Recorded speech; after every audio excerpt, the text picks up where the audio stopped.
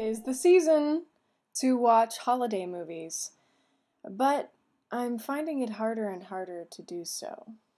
I am glad Charles Dickens' story is fiction.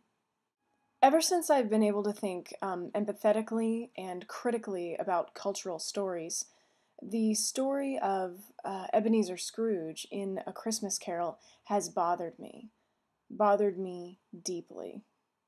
Of course, many of us are moved by the idea that such a despicable curmudgeon as Scrooge could become so loving and joyful, and so late in life. Humans adore those stories of, to borrow a Christian term, redemption. People who see the light and become more socially acceptable, more caring, more altruistic. But at what cost? What has bothered me about this story since long before I left Christianity was the plight of Jacob Marley. For those of you who don't know the story, Jacob Marley is the long-dead business partner of Ebenezer Scrooge. And I won't be spoiling much of the story when I tell you that he comes back from the dead to the land of the living to haunt Ebenezer Scrooge for just a few minutes and to warn him.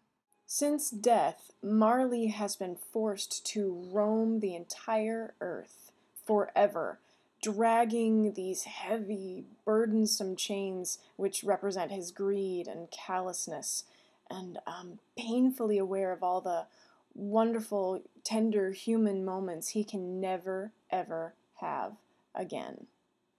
His torture is unending, and his existence is ghastly. He comes back to warn Scrooge, to help Scrooge avoid the same fate. And Scrooge does. And for years I've been wondering, how is that fair? I recognize that fairness wasn't Dickens' point, and people can easily quip that, well, life's not fair.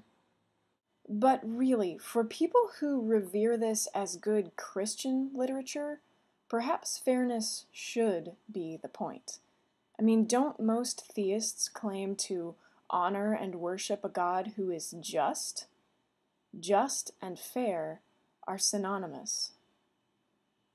I can't watch very many movies because I have no problem suspending disbelief and putting myself in the character's shoes.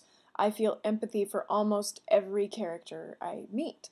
So, I can't help but wonder, why wasn't Marley given the same chance? The same chance that Scrooge was given to avoid his so-called fate. Suspend disbelief just for a moment and pretend this story is true. Marley goes through life oblivious to his danger and dies and suffers torture. But Scrooge gets such a darn good warning that while he's still alive, he's able to make a 180 in his actions, thus avoiding the danger. That's not fair.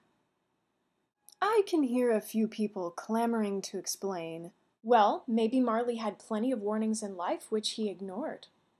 Not the point. If one of God's supposed creatures gets all the bells and whistles and 4 ghosts spread over 3 days in order to convince him, then everyone should get those kinds of chances. After all, isn't God so anxious to convert everybody that he keeps postponing the second coming? I mean, if that's true, and there's a God who's omnipotent, then people should be getting their own personal miracle shows anytime they have doubts. And don't tell me that would conflict with free will, because in any holy book, God has no problems stepping in and enacting miracles and basically convincing people.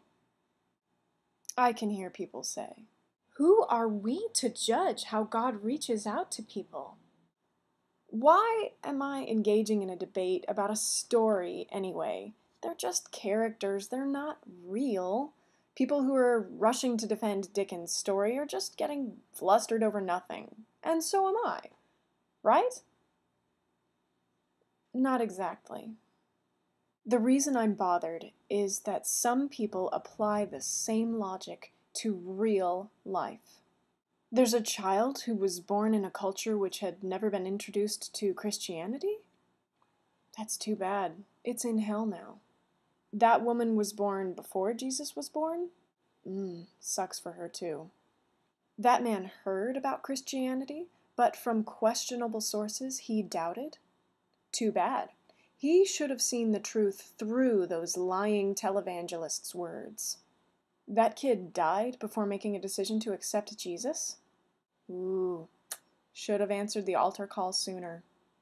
That family brought up their child to be Christian?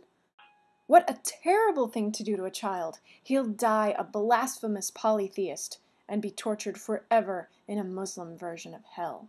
These sound crazy, right? But I've met people who actually believe this way.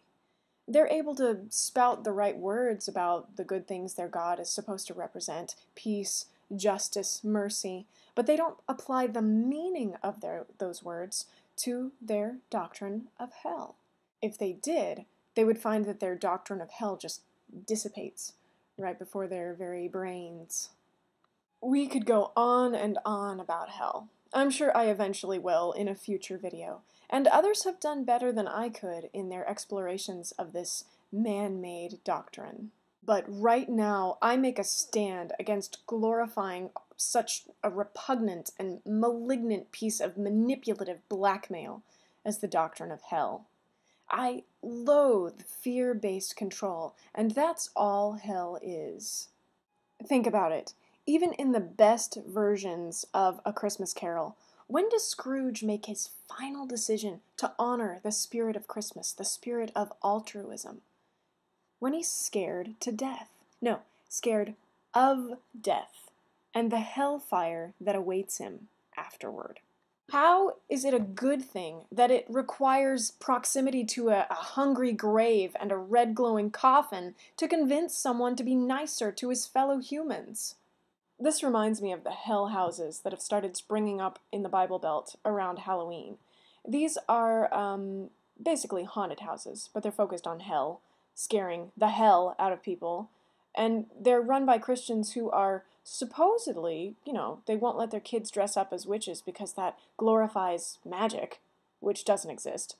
But they are willing to scare and psychologically scar children just for the sake of getting them to not engage in behaviors they disapprove of. And does anyone else doubt just a little that people like Scrooge, who are convinced based on fear, could be truly joyful after such a terror-filled conversion? Perhaps he'd be joyful to be alive, but he'd still have all the same selfish tendencies that he had before, as anyone who's witnessed a conversion can tell you. Conversions upon the fear of hell do not change people's deepest motivations and inner workings. And wouldn't he constantly be a little worried, just a little worried, that perhaps he's not out of hot water, so to speak? That perhaps he is still in danger of having to torturously drag those chains he's forged himself link by link, as Marley warns? Is that a good mental state to evoke genuine feelings of love toward others? I think it's manifestly obvious that when people are that worried about their own worth and fate, they're not freed to live up to their loving potential. They will always be held back by that fear. I mean, compare the idea of hell and God with a parent. And sure, your parent loves you, but if you do something wrong, your parent will flay you alive and eat your entrails in front of you. Does that inspire you with confidence? With a desire to act out of the goodness of your heart? Or would that make you want to follow whatever orders you were given, no matter what your true desires were? And how is following orders to save your own skin moral? And then there are theists, Muslims, and Christians who sound so vindictively gleeful at the thought of some of their fellow humans writhing in agony for the rest of their eternal existence. Eternal. The irony of their enjoyment is thick. Gloating in the misery and suffering of others? Is that moral? I think not. Perhaps they're in danger of the fires of hell for enjoying the thought of others' damnation. Compassion is greater than judgment. Empathy requires more of us than vindictiveness. In all cases where hell is touted as the just response of a god, it is too severe a punishment. I'd like more theists to realize how untenable the doctrine of hell is. One time when I was wondering about this, I came to my mom and I asked her about it, and she shared a quote with me that a pastor had shared with her. I haven't been able to find the original version or the author, so here's a paraphrase. Since I believe in the Bible, I believe in hell. But since I believe in a loving God, I believe that it is empty. So, A Christmas Carol is fiction, and we can focus on the positive parts of the story, and we can focus on the artistry with which the story is sometimes told. Sure. But I can no longer ignore the insidious intent behind every subtle or overt threat of hell found in literature, behind the pulpit, or in conversation. Every time I see this doctrine wielded as a kind of sick weapon of control, used by parents, pastors, leaders, on the powerless, the unfortunate, the impressionable, the afraid, every time I get a little bolder in decrying it. Every time I encounter a child who's afraid of it, or an adult who can't shake the fear of it, every time I encounter a human who is shackled by the doctrine of hell, I become a little more determined. Hell is no more than a bully's tool reached for in desperation as someone loses his grip on others, and it does no service to mankind. Hell is the worst doctrinal invention of man ever to curse the face of the earth. Let's rise up and fight this Leviathan before we expend any energy on any other frivolous side battles. Free-thinking atheists, agnostics, deists, and theists have been fighting this doctrine for centuries.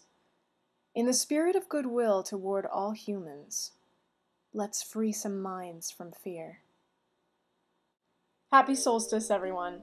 May your life be enriched by the light of truth, reason, and love.